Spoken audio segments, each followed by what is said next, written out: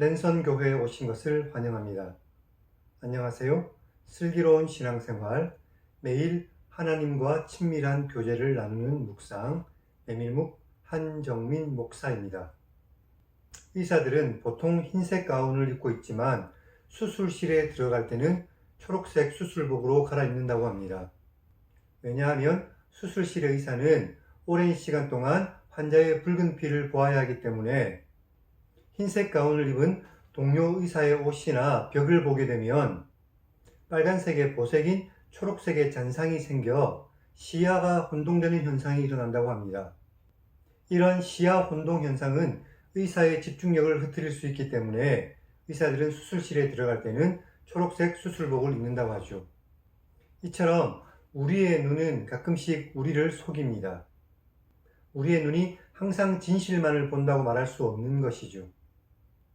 우리의 눈에 보이는 것을 다 신뢰할 수 없다고 말하는 것도 어리석겠지만 눈에 보인다고 다 신뢰하는 것도 어느 정도 문제가 있을 수 있습니다.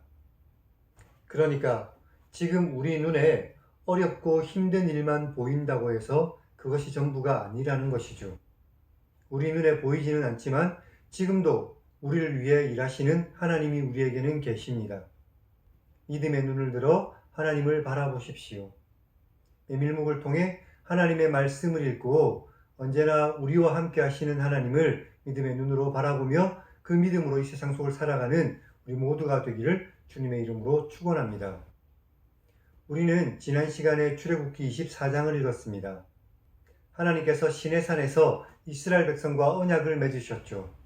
그리고 모세가 시내산에 올라가 40일을 거기서 머물렀습니다. 오늘은 출애굽기 25장을 읽겠습니다. 하나님께서 성소를 지을 예물에 대해서 말씀하셨습니다. 그리고 증거궤를 만드는 법과 진설병을 놓는 상을 만드는 법, 그리고 등잔대와 기구를 만드는 법에 대해서 말씀하셨습니다. 그럼 성경을 읽겠습니다.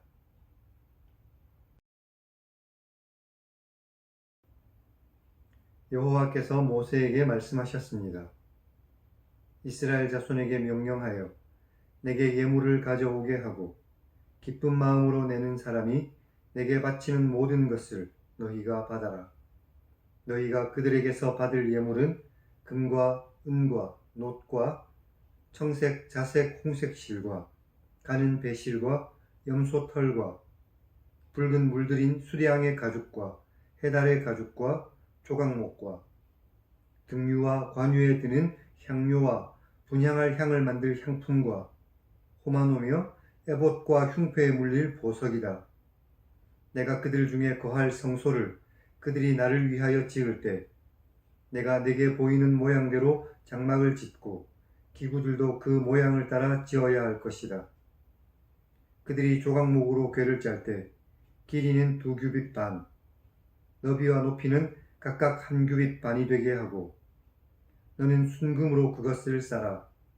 그 안팎을 싸고 위쪽 가장자리로 돌아가며 금테를 두르고 금고리 넷을 부어 만들어 그 네 발에 달아라.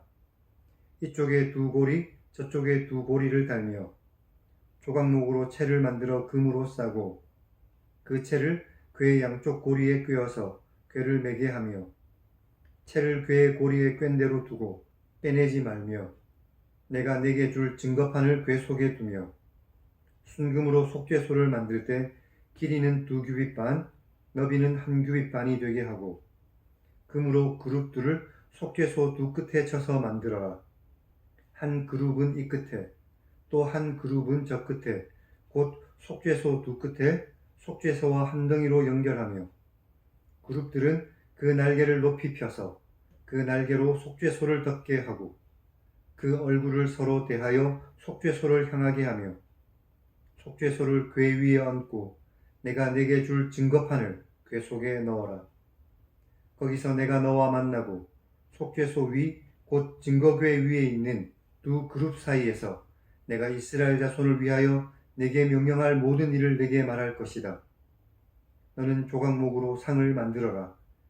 길이는 2규빗, 너비는 1규빗, 높이는 1규빗 반이 되게 하고 순금으로 싸고 주위에 금테를 두르고 그 주위에 손바닥 넓이만한 턱을 만들고 그 턱 주위에 금으로 태를 만들며 그것을 위하여 금고리 넷을 만들어 그 내 발 위 내 모퉁이에 달 때 턱 곁에 붙여라.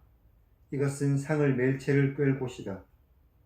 또 조각목으로 그 채를 만들고 금으로 싸라. 상을 이것으로 맬 것이다. 너는 대접과 숟가락과 병과 붓는 잔을 순금으로 만들며 상 위에 진설병을 두어 항상 내 앞에 있게 해야 할 것이다. 너는 순금으로 등잔대를 만들어라. 그 밑판과 줄기와 잔과 꽃받침과 꽃을 한 덩이로 연결하고 가지 6을 등잔대 곁에서 나오게 할 때 3가지는 이쪽으로 나오고 다른 3가지는 저쪽으로 나오게 하며 이쪽 가지에 살구꽃 형상의 잔 셋과 꽃받침과 꽃이 있게 하고 저쪽 가지에도 살구꽃 형상의 잔 셋과 꽃받침과 꽃이 있게 하여 등잔대에서 나온 가지 6을 갖게 하며 등잔대 줄기에는 살구꽃 형상의 잔 넷과 꽃받침과 꽃이 있게 하고 등잔대에서 나온 가지 6을 위하여 꽃받침이 있게 하라. 2가지 아래에 한 꽃받침이 있어 줄기와 연결하며 또 2가지 아래에 한 꽃받침이 있어 줄기와 연결하며 또 2가지 아래에 한 꽃받침이 있어 줄기와 연결하게 하고 그 꽃받침과 가지를 줄기와 연결하여 전부를 순금으로 만들고 등잔 7을 만들어 그 위에 두어 앞을 비추게 하며 그 불 집게와 불똥 그릇도 순금으로 만들 것이니 등잔대와 이 모든 기구를 순금 1달란트로 만들어라. 너는 삼가 이 산에서 내게 보인 양식대로 해야 할 것이다.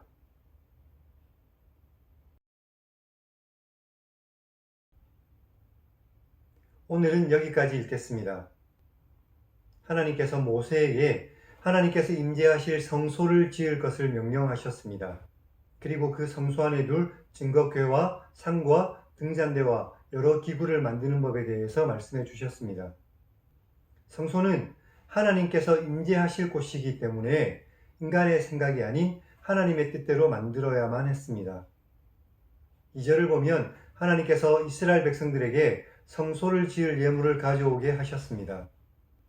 이것은 강제적인 것이 아니라 기쁜 마음으로 드리는 자발적인 예물이었습니다. 지금도 우리가 하나님께 드리는 것은 강제적인 것이 아닙니다.